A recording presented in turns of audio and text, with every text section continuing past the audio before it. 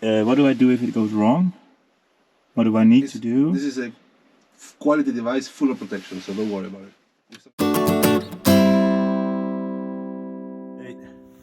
There we have the new electronics. We have a DC to DC charger. We have a Cyrix battery combiner. We have a new MPPT charger. This is a battery switch. We have a new Multiplus 12500. And we have the brand new, there you are, 230 amp hours lithium. Well, you're looking grumpy. LifePo 4 battery. And here we have everything that needs to go out, because I want to redo this and wire it up in such a way that it is a bit more neat. So the first step is getting everything out of this, period, out of it. So let's get started. And that actually is quite a big hole where I can put in some goodies.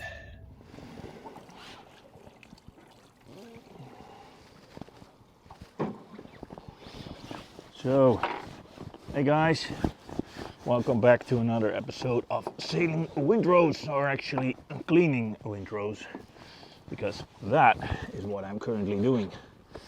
And we're a little bit off on a slow start. The intention is to go sailing this year for an extended period of time, but in all honesty our dog has a hernia and he's paralyzed on the back fully. So we have to see how that goes, but well, doesn't mean that you can't do anything. So I thought clean the boat and do the rewiring. This one goes to the Boreas on the minus battery. This one is labeled and goes to the dynamo, the negative of the dynamo. The zekeringen box goes behind that up here to the Boreas on the battery plus with a little light. Let's see what is on the second bus. One main negative, I guess that is. There is the diode negative, where there is also the positive. There is another main negative, I guess. Oh, this is actually from the charger. Charger negative. And then there's this bridging cable. So there is only one main negative going up. Yeah, I think the whole system is connected with this one negative wire. That's actually quite interesting. As it goes with these things, when you start pulling wires, you actually see things that are of interest. And my particular interest was the one wire that was looking pretty big. From all the wires, this one actually puzzles me most, because it goes down there. It goes down there. And then it sort of kind of comes back there, I guess.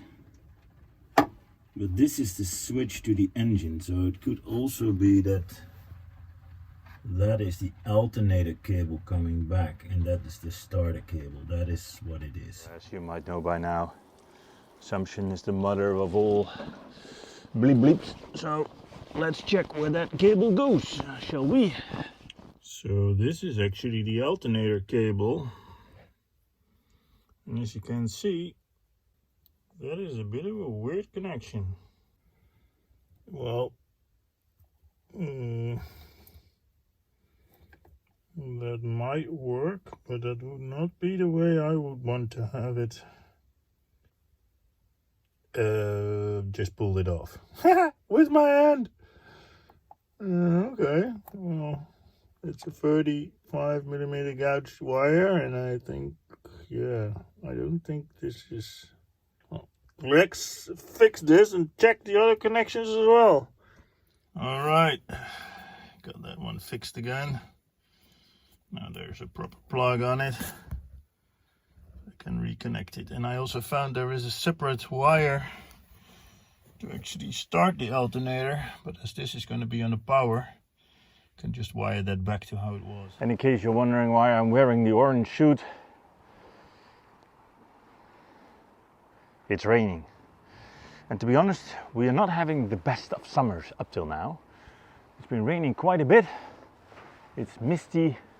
It's actually not all that lovely weather. But again, we have a lot of blue boxes that we have to install, so let's get started with that.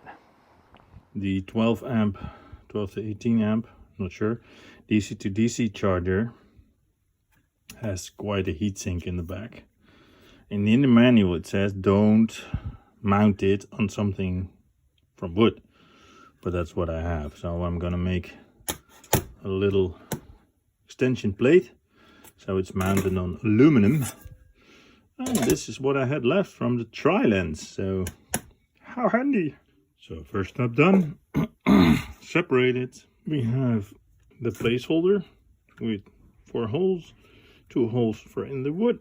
Now it's just a matter of bending on the lines a little bit so we get a little bit of a curvature in it, and then we should be good to go. I think this worked pretty well. There's just a slight gap, enough to free the bolts, but yeah, heatsink on the heatsink, so I would say this is okay. One down, one to go. So I kind of love working with aluminum. I haven't used it a lot when I was young, but it's such a convenient material that you don't have to like really paint it after you've folded it. Especially this is going to be inside, so, and then it's just very easy to work with. So.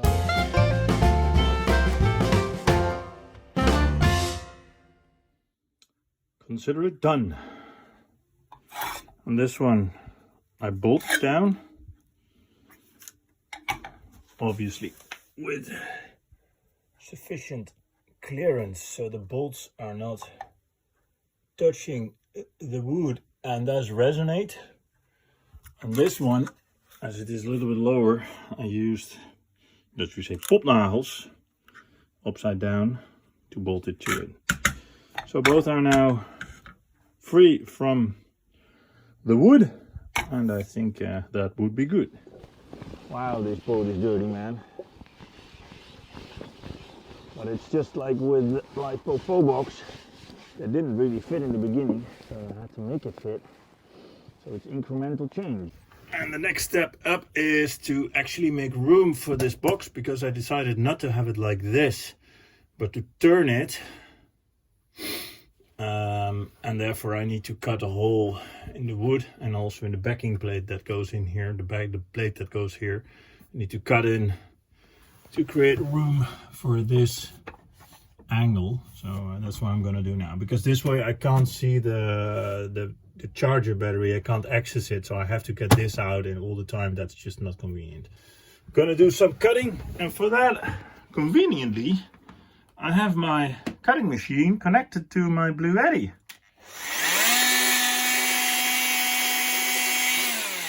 And that just works. Which is handy because I don't have any power in the boat. So everything is marked. Let's cut it out.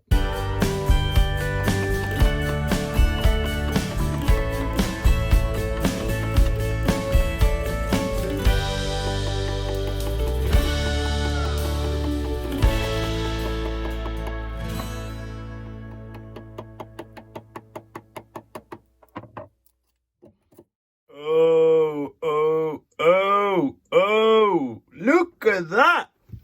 Dang it, that is spot on spiffy.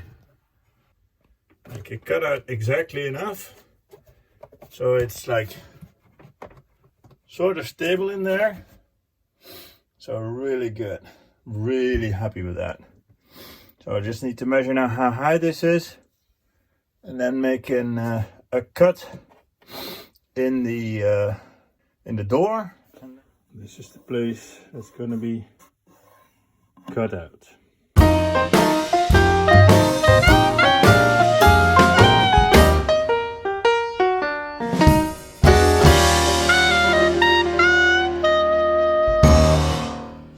done with all the cutting. First try. Let's see if it fits.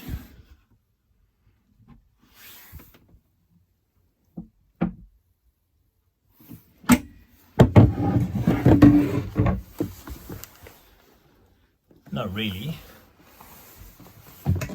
Okay, that's not what I expected.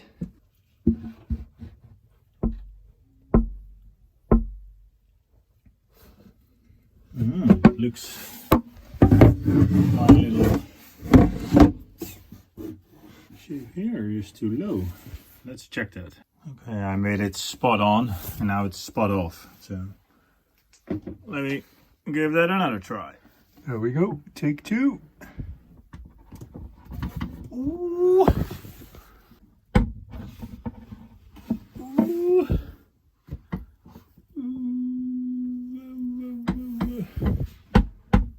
That will mean it should go quite a bit deeper. What are we missing here? We're missing half a centimeter up there. I just cut it. So let's see if it now fits. Oh, ho, ho! Look at that! Oh, that is just lovely. Oh, I love this. This is really good. It's in. Ha ha! Oh, dang it. This and it. Yeah. Well, this is not going anywhere now because it is being secured by this box. And this movement is the movement, obviously this is like the boat, right? So this is what it does most. It's not going as much back and forward. And if it would go like stop all of a sudden, it will go forward. But there's the bulkhead here, which is, well, I don't know how thick this is, but this is definitely more than 1.9. So, and that's securing that box. I didn't cut into that. I just cut into this. So, or there should be a huge wig backwards. But for that, I'm going to make straps so that it kind of keeps itself in place. I'm going to put them right on that top of that. Oh, oh, this is really so nice. It really fits like a bloody charm. Cleaning this boat is going in slow motion. That's how it feels. Felt like installing the boxes was going faster, but yeah, so now the box actually fitted in. I did want to make a little strap to make sure that it didn't go anywhere when we were bouncing about. Ooh. Yeah. This is gonna be the starter battery. This is gonna be the lithium for life, whatever it's called, battery.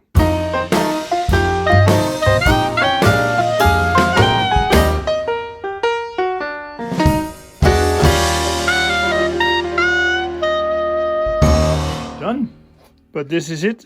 So we have two straps, or at least two places for a strap. We have one strap here for the starter battery that will go here, the 280 go there. And what I like is I'm going to attach this to the bottom so it will be safely secured. And I have, I don't know how you call that, but frezen, called in Dutch. Freezed out, so to say, a bit. And the good news is that, as you can see, there is clearly space to move it without touching this. So there we have it, our multiplex plate with the straps to keep the case in place. Yes, you guessed it. These two, make sure it can't go up and down. These two actually go to a block over there. And this, obviously, is cut out there. So if I close this like this, I would say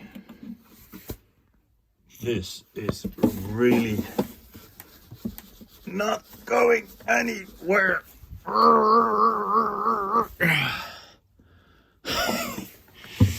And to make sure that it actually doesn't go anywhere, this one is also tightened. Time for the DC to DC charger to get installed. The Orion is in. It's connected to the household battery with a shunt, and then it goes to the bus bar, positive. So I decided on these clip-ons that actually clip on quite nicely. There is a switch and there is the bus in the back. So you might wonder, like, how actually do you know how to install all this stuff? And normally I would have made a schema, but this time I decided it would be good to buy one to make sure that it was absolutely readable and that I connected it the right way. Now, in all honesty, didn't really use the schema, but it was nice to have it, and it is a very clear one, so I'm very happy with it. Ooh, this actually cleans up quite nice. So with a nice schema and everything ready to go, it was time to start connecting the blue boxes. We are getting more and more ready. We have the negative bus bar installed, one going to the starter battery and two going to the DC to DC charger, one going to the system minus shunt, and one going to the household battery. We have the plus bus bar over there with one connected to the plus of the household, which is this one, with a switch it on and off. And then we will have this one connected, but it needs a fuse, so I need to add a fuse to this. And then I can just add one wire going up there, and the same goes for the black one. This is the alternator cable off. So yeah, I'm almost done wiring. Woohoo! The frightening moment we've all been waiting for. Switching it on and hoping it doesn't explode on you. Let's go. Okay, here goes all or nothing. So I'm gonna get this one off. Gonna get the big baby. Oh, I'm a bit scared. The mother of them all. Gonna power the full circuit when I connect the switch. So this indeed should not do anything. Yes, this is rock solid 3. So here goes all or nothing. I'm gonna put power on the whole system.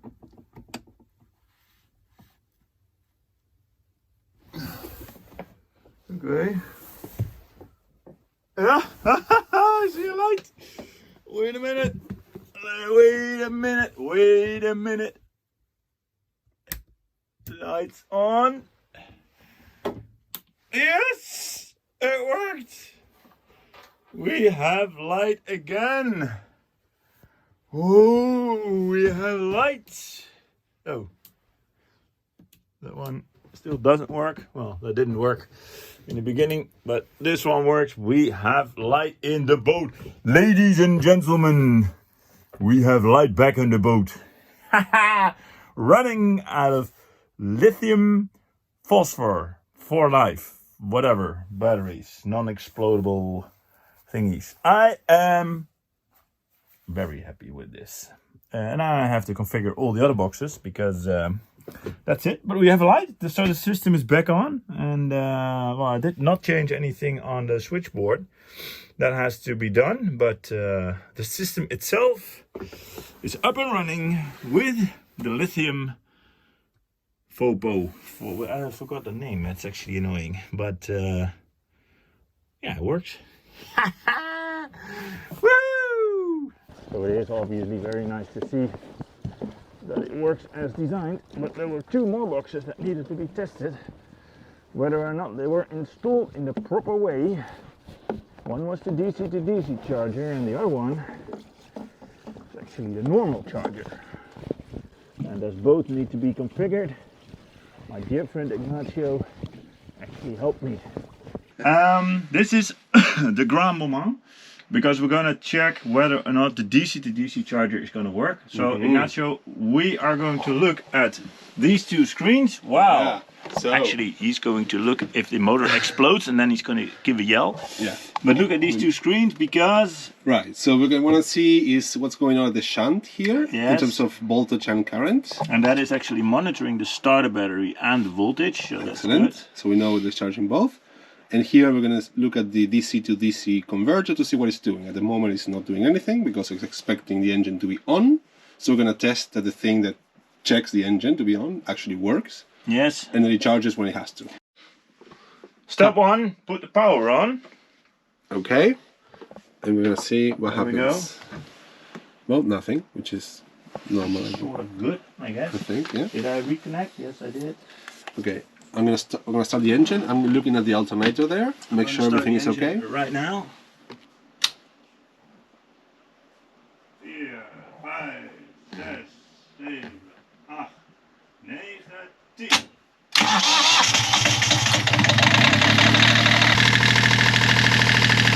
Voltage is creeping up slowly. 13.3, 4, 5, 6. So the alternator is warming up. Yeah. That's fine. And when it reaches, I forgot what the value, I think 14, Yeah. it should start putting in. You will hear the engine RPMs to go down a bit because of the resistance of the alternator. Because of the amp. You'll see. You see that the current is slowly creeping up. 13.9. Wait for it. 14. Now it's a delay. 3 minutes. 2 minutes. 120. Oh, there it's already charging. Okay, actually it didn't do anything, which is good. So now you see the voltage dropping at the input, of course, because now there's load. Yeah? Yeah. Which is fine. Yeah, so now if you go, you can see the amps going in. So we just stopped the engine and we want to see that the DC to DC actually disengages because it's pulling power from the engine battery at the moment. The current voltage at the input of the DC to DC is 12.96, so around 13. We need to see what the value that we set to stop. 13, I think. Yeah, well, Why it's quite close. Well, it's rounding to 13, so at the moment it's 13. Oh, it just went off. Yeah. There you go. Okay, so it's fine. So it just stopped. So now we're going to test the Multiplus, which is all the way back there, by switching on the power. Let's start with that. Okay. I hear no smokes, nothing popping or good. something in there. And then on the BMS, Yep. Zero input or output, nothing. I put it on. Put it on. What do I do if it goes wrong? What do I need to do? This is a quality device full of protection, so don't worry about it. If something goes wrong, it will automatically shut off. Oh yeah, okay. Oh yeah, I remember because it needs to. The light now needs to go burning. It needs to go amber, yeah. Okay. The light needs to go amber. This takes a while. Let me put the light on. There we go. It takes a few seconds. I'll get my head out if it explodes. There you go. It's charging! It's charging. Ooh, look at your... Oh yeah, look at my screen. How many amps? Lovely. 20 amps. Right there. Oh my lord. I am far from done. It does bright up quite a bit if you are done. So looking at it from this end is quite good actually. But we have other stuff to finish. So yes, the life profile is in. Yes, the DC to DC works. Yes, the charger works. But now the big question is, what am I going to do about the wiring? Because that still is a mess. You will see it next time when we're back with Sailing Wind Rose. I hope you liked this episode. Leave a like if you did. Leave a comment if you have a comment. And please hit subscribe because it's good to see where we are going. Especially now the dog is a bit of a thingy. So let's keep our fingers crossed. Leave a like for the dog and yeah, hope to see you next time. Cheers, boys and girls. as this is now up and running and everything is nice, sorted, fully secured, not gonna go anywhere. Even tie ripped these Chinese clamps, so just to make sure that they don't pop off, I can basically close this hatch and call it done and continue with the next project, which is really the fun part. And you have all been waiting for this, and that is to kind of untangle this.